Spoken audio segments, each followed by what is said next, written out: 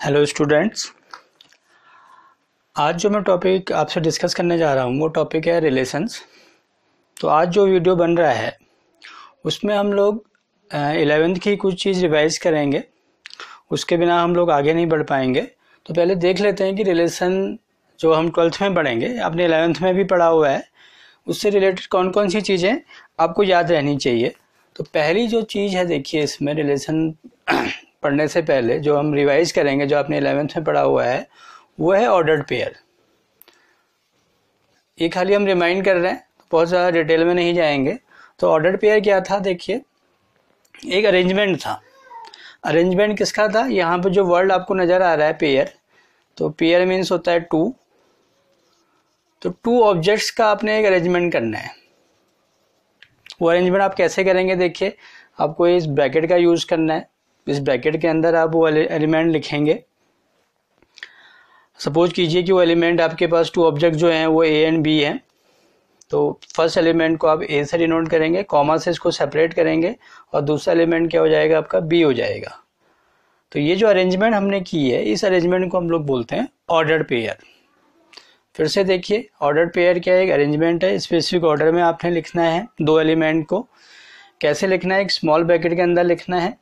और जो जब आप एलिमेंट लिखेंगे तो वो एलिमेंट कैसे होने चाहिए, कॉमा से सेपरेट होने चाहिए। एक और मैं लिख लेता हूँ, सी कॉमा डी लिख लिया, देखिए। एक और हम लोग लिख लेते हैं, ई कॉमा एफ लिख लिया। ये सारे के सारे क्या हैं, आपके पास ऑर्डर्ड पेयर है। सिंबल से आपको पहचानना है, स्मॉल ब्रैकेट का सिंबल हम लोग यूज़ करेंगे। एलिमेंट दो होंगे, कॉमा से सेपरेट होंगे। ये जो लिखा है आपने ए, जो आप फर्स्ट में लिख रहे हैं वो फर्स्ट एलिमेंट है। अब जो लास्ट में लिख रहे हैं वो आपका क्या है, सेकंड एलिमेंट है। एक प्रॉपर्टी जो कभी कहीं पर यूज हो सकती है क्वेश्चन सॉल्व करने में, if two ordered pairs are equal. एक ऑर्डर्ड पेयर ए बी है और एक ऑर्डर्ड पेयर सी डी है। ये अगर इक्वल है, तो अगर दो ऑर्डर्ड पेयर इक्वल हैं तो क्या कंडीशन होगी, जो फर्स्ट एलिमेंट है फर्स्ट के इक्वल होगा, ए इक्वल्स टू सी होगा, और जो सेकंड एलिमेंट है वो सेकंड के इक्वल होगा, बी इक्वल्स टू डी।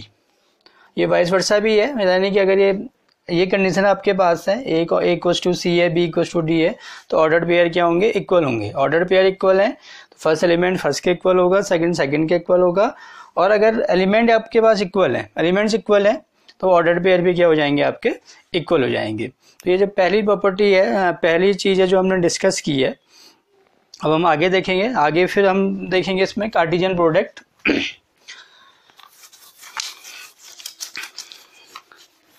अब हम आते हैं कार्टेशियन प्रोडक्ट में।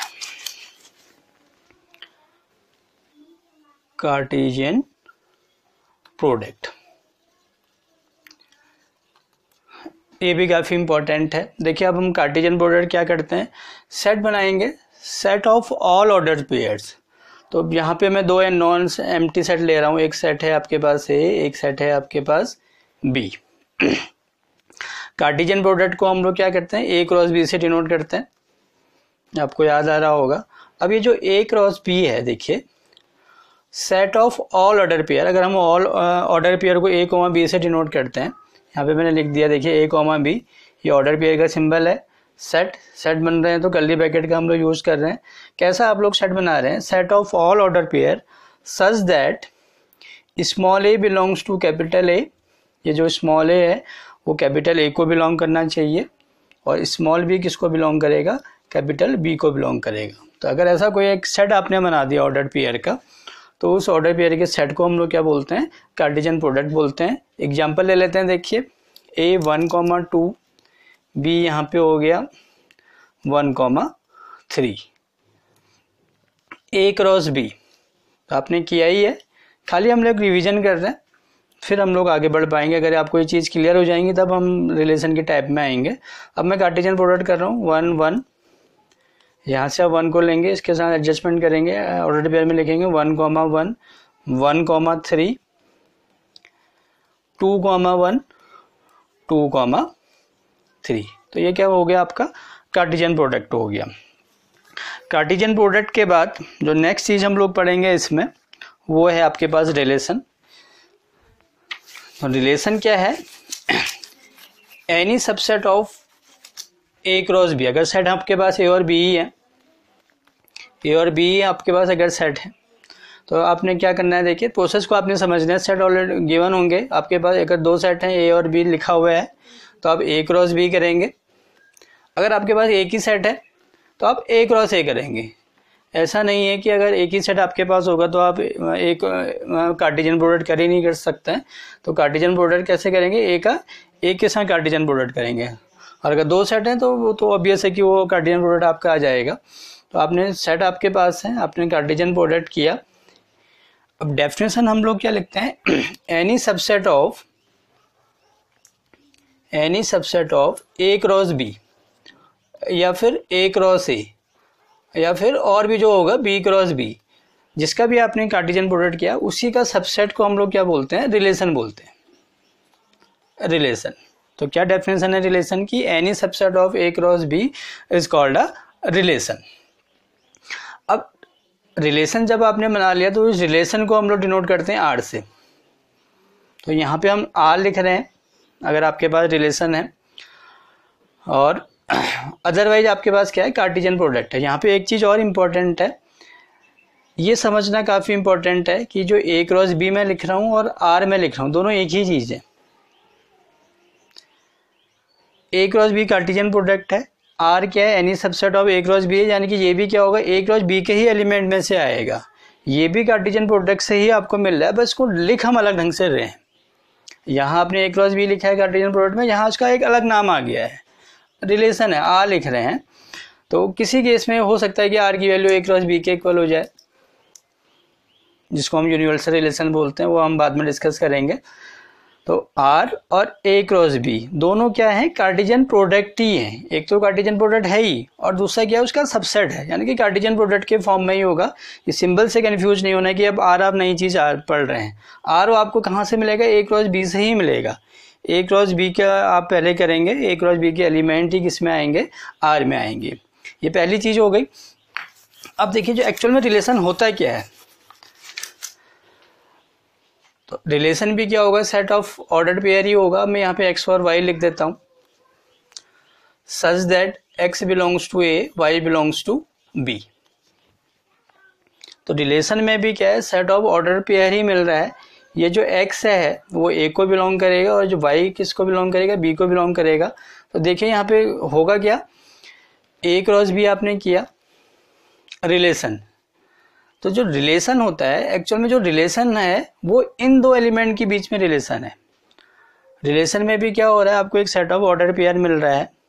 तो अगर उसके एलिमेंट को हम x और y लिख रहे हैं, तो जो हम रिलेशन लिख रहे हैं वो रिलेशन किसके बीच में, x और y के बीच में रिलेशन है। उसको हम लोग लिखते हैं x related to y, x related to y। x related to y का मतलब अब कैसे रिलेट हो रहा है ये डिफाइन होगा।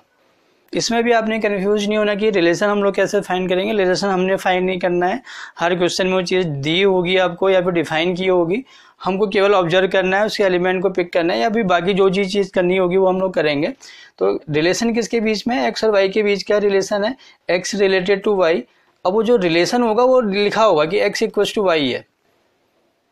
एक्स और वाई के बीच में जो रिलेशन वो नेक्स्ट में डिफाइन होगा, x related y implies that x equals to y, या कहीं पर हो सकता है x greater than y, x less than y, x perpendicular to y. In case of ये जो एलिमेंट्स अगर आपके पास हैं लाइंस होंगे, अगर वो ट्राइंगल है तो x similar to y, x congruent to y. तो जो रिलेशन होगा एक्स और वाई के बीच में होगा।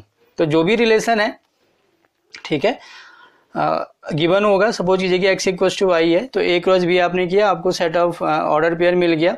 अब आप देखेंगे कि कहाँ पे एक्स इक्वल्स टू वाई आ रहा है, तो जो भी ए क्रॉस बी के एलिमेंट इस रिलेशन को सेटिस्फाई करेंगे वो किस में आ जाएंगे, आर में आ जाएंगे। तो आपका रिलेशन क्या हो जाएगा, फॉर्म हो जाएगा। एक एग्जांपल से हम इसको देख लेते हैं जल्दी से।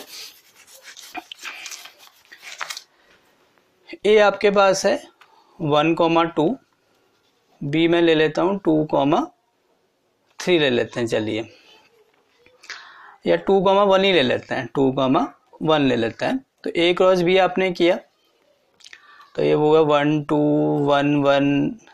मैं सिंपल एग्जांपल ले रहा हूँ यहाँ पे, 2,2 2,1। अब ये आपसे कहता है कि रिलेशन फाइंड कीजिए। रिलेशन क्या है, एक्स कॉमा वाई है, set of order pair such that x equals to y. और एक्स क्या होगा, x belongs to a, y belongs to b। तो ये जो x और y है a और b के एलिमेंट ही, यानी कि आपने यहीं से पिक करना है। तो आपने कार्टेशियन प्रोडक्ट कर लिया, जहाँ पे पॉसिबल होगा वहाँ पे हम कार्टेशियन प्रोडक्ट कर लेते हैं। अब हम देखेंगे कि x और y है, ऐसा ऑर्डर पेयर लेना है जहाँ पे x और y की वैल्यू इक्वल होगी। तो देखिए 1, 2 को लेंगे तो 1 इज नॉट इक्वल टू 2, यानी कि सेटिस्फाई नहीं कर रहा, ये नहीं आएगा, क्रॉस लगा दिया। 1, 1, 1 इज इक्वल टू 1, ये सेटिस्फाई कर रहा है, यहाँ पे आ गया। फिर नेक्स्ट 2, 2 ये भी सेटिस्फाई कर रहा है। तो जो भी एलिमेंट सेटिस्फाई करेंगे वो हम यहाँ पे लिख लेंगे, तो रिलेशन क्या हो गया आपका, फॉर्म हो गया। तो ये चीज़ आपको समझ में आ रही होगी, रिलेशन आपका फॉर्म हो गया है। अब हम आएंगे आगे, इसके डोमेन और रेंज पर आएंगे। इसी में देख लेते हैं डोमेन। अगर इस रिलेशन का मुझे डोमेन फाइंड करना होगा, फर्स्ट एलिमेंट, जो फर्स्ट एलिमेंट होता है उसको हम लोग डोमेन बोलते हैं। यहाँ पे 1, 2, तो डोमेन ऑफ R हो जाएगा 1, 2। रेंज सेकेंड एलिमेंट 1, 2, 1, 2, ये आपका रेंज हो जाएगा। और को डोमेन अगर वो आपसे पूछेगा कि क्या डोमेन होगा, तो वो को डोमेन का पता कैसे चलेगा आपको, A क्रॉस B से पता चलेगा। जो सेकंड सेट है आपका उसको हम लोग क्या बोलते हैं, को डोमेन बोलते हैं। तो यहाँ पे सेकंड सेट आपका B है, तो B आपका को डोमेन हो गया। C क्रॉस D आप कर रहे हैं, को डोमेन आपसे पूछा तो D हो जाएगा। N क्रॉस N आपने किया, सेकंड एलिमेंट आपसे को डोमेन आपसे पूछ रहा है, तो सेकंड सेट हो जाएगा। तो आज जितनी भी चीज़ मैंने डिस्कस की हैं ये 12th में रिलेशन स्टार्ट करने से पहले इम्पोर्टेंट है, तो उसको एक बार आप ज़रूर देख लीजिएगा, फिर हम आगे बढ़ेंगे इसमें। Thank you.